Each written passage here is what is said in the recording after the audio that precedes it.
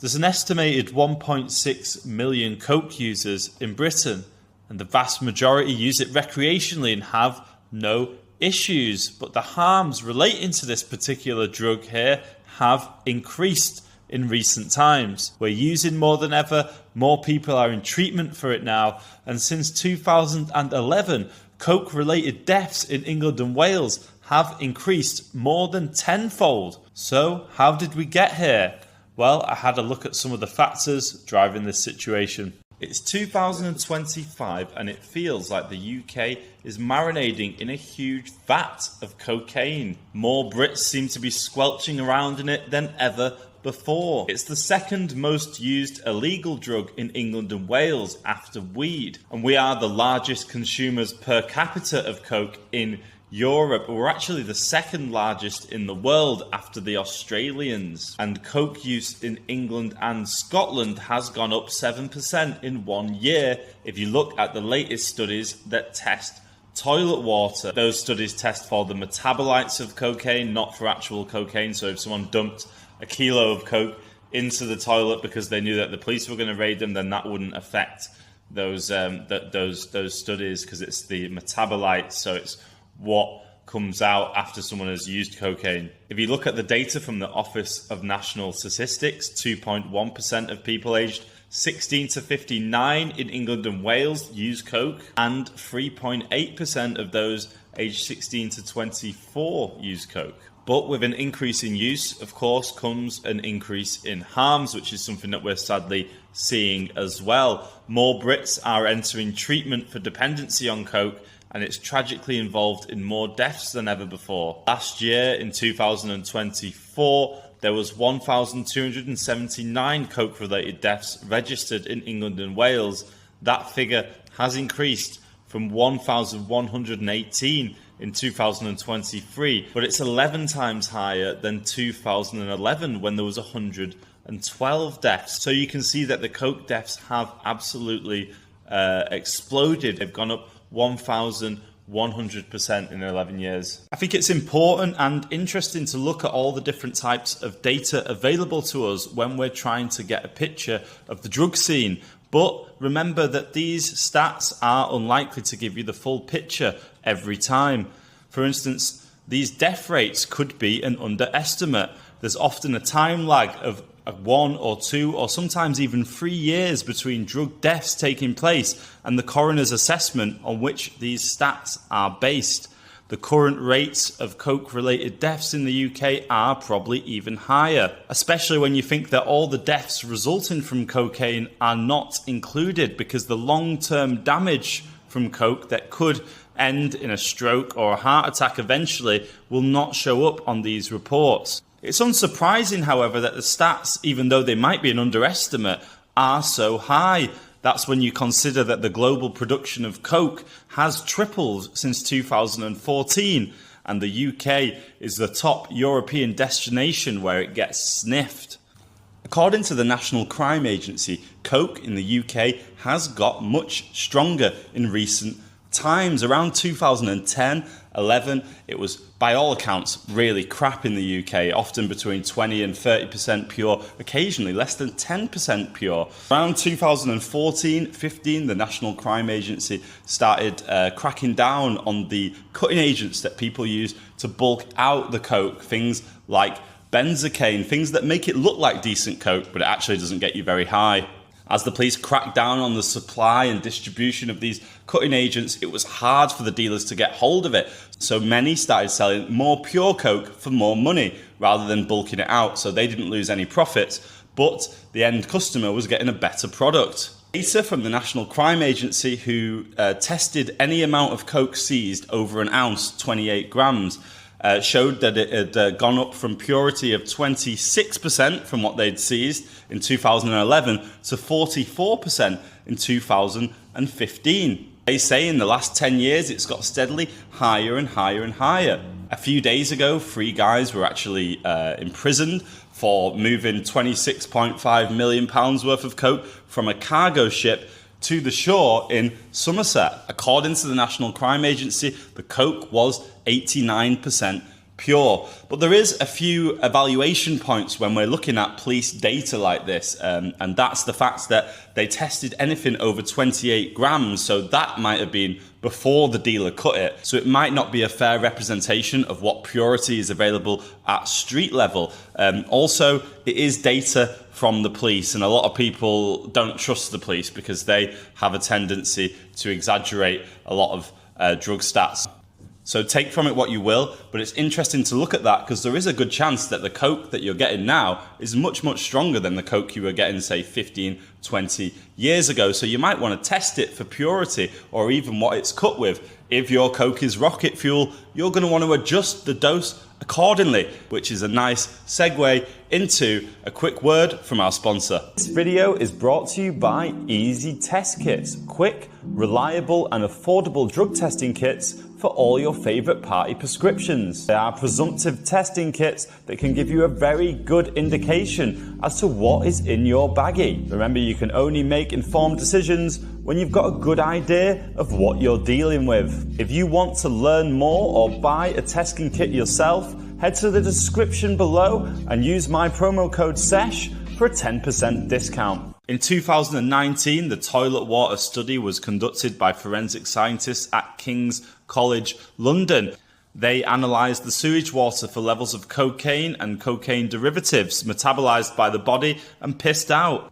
So back then in 2019, they concluded that London's coke market was worth an estimated £1 billion a year, and around 23 kilograms of pure coke, so before it's been adulterated, is snorted in the capital every single day. They argued that that was more coke consumed than any EU city, but not as much, interestingly, as Bristol in the UK, which topped the charts. And if you consider that the production of coke has apparently tripled since then, it's likely that these numbers have increased, especially because the smugglers have gotten much better at what they do.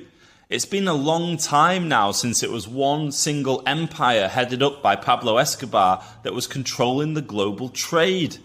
Now there's a huge amount of individual players in this industry, and they employ an elaborate scaffolding of subcontractors and specialists who are experts in getting the coke from the source countries like Bolivia, Colombia, Peru, into the European party hotspots. Some drug traffickers are using Ireland as a backdoor to the UK, as the country has the lowest defence spending in Europe. The narcotics superhighway comes right across the Atlantic, and one of the first countries it reaches is Ireland. So geographically, we're highly exposed. Our territorial waters are a free-for-all, really. It's like the Wild West out there. One drug bust in 2023 shows the scale of the problem. Traffickers based in Dubai bought their own cargo ship, the MV Matthew, for around £10 million. On the surface, it looked legitimate, but its sole purpose was trafficking drugs. Its only cargo, cocaine. When it reached Irish waters, the traffickers sent a trawler to collect the drugs. But the trawler ran aground in a storm and its crew called the Coast Guard to save them. The Irish Navy had only one ship at sea. It fired warning shots when the MV Matthew refused to change direction. Please do not fire at us. My crew now panicking, crying, over. You have no cause to be afraid. All I ask is that you proceed to Cork Harbour. Over. The crew ignored the order, so Irish Rangers used their only available helicopter and dropped onto the deck in high winds. 2.2 tons of cocaine were recovered. Some of these specialists are so-called narco divers, daring divers who attach large waterproof stashes of coke, unbeknownst to the crew, to the hulls of cargo ships in South America. Once the cargo ships have made their way from South America to Europe or Australasia, Narco divers are brought in the final destination to retrieve the stash. Emergency services were called here to Heron Road in Newcastle at around 9:30 a.m. yesterday. They did find an unconscious diver. Members of the public and paramedics attempted to revive the man, but he died. Other subcontractors in this trade include people who specialise in making narco subs. These are submarines that can apparently carry up to 8 tons of coke. 25 were busted last year, but there's an estimated hundreds of them out there. This is a semi-submersible narco submarine that the Brazilian police and navy found a few weeks ago. It's so cramped. Other subcontractors are chemists who can impregnate coke into everyday items, so it goes undetected during any testing that might take place at ports. Once it reaches its European destination, it will be chemically extracted, ready for sale to the hungry sesheds on the local party scene. Who created that process that y'all were using? Well, the Colombians, I think, they've got people working in labs 24/7 coming up with new methods and ways every day, trying to beat the systems. They know what the security is that they've got to get around, so that they try and overcome it any which way they can. Things have changed in the world of coke, that's for sure. Once a nectar exclusively reserved for the rich and famous, it's now available to all different types of societal subsets. Hello, I'm 𝘊𝘰𝘬𝘦-y. In an interview with Piers Morgan, you refused 14 times to answer if you took drugs. Could you clarify this? Are you trying the 15th time? Depending on who you ask, coke in the UK is either the strongest it's ever been or the weakest it's ever been, the purest it's ever been, or more stepped on than ever before. It's astonishingly expensive these days, according to some, or cheap as chips, according to others. But generally, prices for a weighed out gram in the UK usually range from around £50 to £100, depending on various factors such as purity, location, and how it's bought. I think that one factor that is driving this trend of increased harms of coke is the shift in the way that people buy coke these days, and the fact that extremely high quality coke is more readily available to a much wider, diverse range of people now. Of course, some people are still getting extremely adulterated coke in the UK, but more people than ever are now getting extremely strong coke for the cheaper price than ever. Whatever way someone acquires their baggie at the weekend, it's more available than ever before. For those adopting more modern ways to buy it, this has massively accelerated, giving some people access to quality they could have only dreamed of before. More on that in a minute.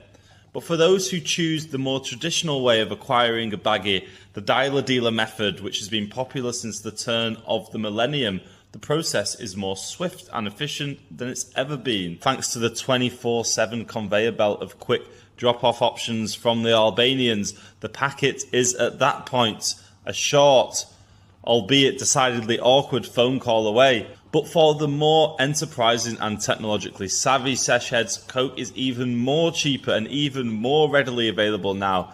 They simply order it using the dark web or an encrypted messaging app, often making the order using a chatbot, not even a human being. Pay the robot in crypto, get the postie to deliver it. Not only are those users getting it cheaper than ever before, but they have any amount of drugs available to them. In the past, you would have had some pretty wild underworld connections to get hold of, say, a kilo of cocaine. But now, thanks to the technological shifts that have given way to this new era of dealing, it's only a DM away for absolutely anyone. Not only that, the legal risks are much lower. The customer doesn't know who the plug is and vice versa, so people can't grass each other up. The customer doesn't have to meet a stranger in the potentially dangerous pub car park situation, and the courier is completely oblivious to the fact that they're part of the deal. I think in every iteration in the evolution of drug dealing, from people who originally stood on certain street corners whispering Charlie in someone's ear, to, of course, the dialer-dealer era, which has been going since the turn of the millennium, and now to the crypto era, where the drugs are dropped off by the postie.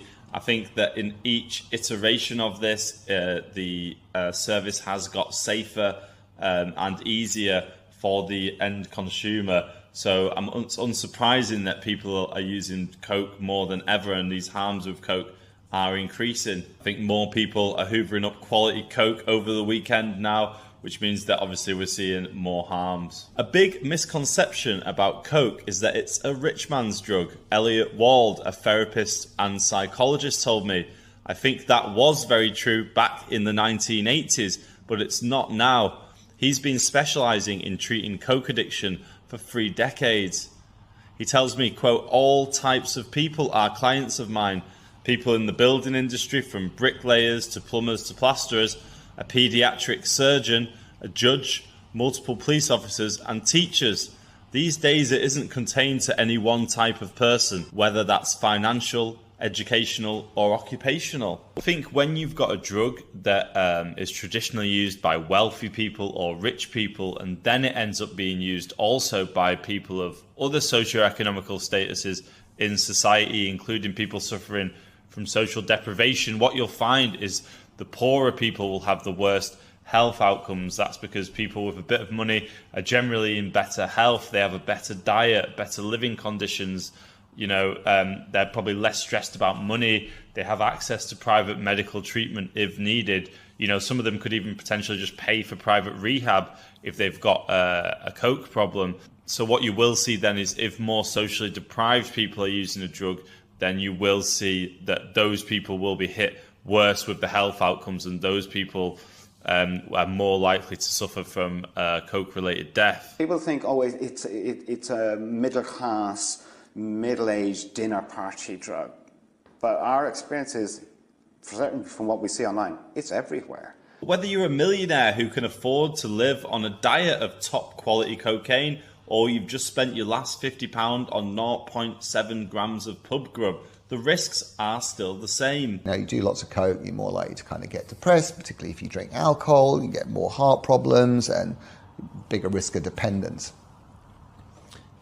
The 2 longer-term hidden harms of coke are not only does coke acutely increase your risk of getting an abnormal heart rhythm and a heart attack, because what coke says to your heart is, beat faster, I'm being really active, blum, blum, blum. And normally, when a muscle works harder, the blood vessels open, but what coke does is it squeezes the blood vessels, so it's like putting your foot on the accelerator and squeezing the fuel line. That's bad.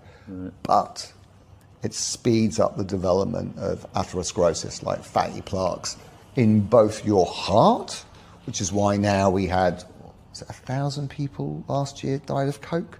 Like 20% of drug-related deaths. We've never had that. I mean, coke-related deaths have gone up like tenfold in the last decade. To put that into context, about 50 to 70 people died from MDMA. Yeah, I mean, but last year it was 770, the year before 500, but a decade ago, maybe 100, 200.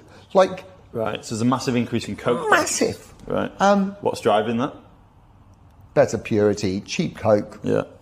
And the people who are dying, generally blokes in their 40s and 50s. Technological advances feel like they're leaping forward right now. So to me, I think it's safe to assume that dealers and traffickers and movers on the drug scene are going to come up with more ingenious ways of flooding the country with their products. I mean, if someone would have said to me 10 years ago that in a decade's time, you'll be able to order a gram of cocaine from a chatbot, I would have been incredibly surprised. If I had to guess, I would say that drugs are going to be more pure and more available in the future.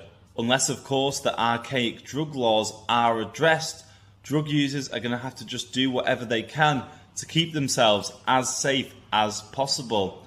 Test their drugs wherever they can, educate themselves on the topic, and look out for each other. If you find these videos useful or interesting, do me a favour, subscribe and click the bell notification to get the videos first. I'll see you on the next one. If you want to have a war on drugs, you're losing, and losing badly.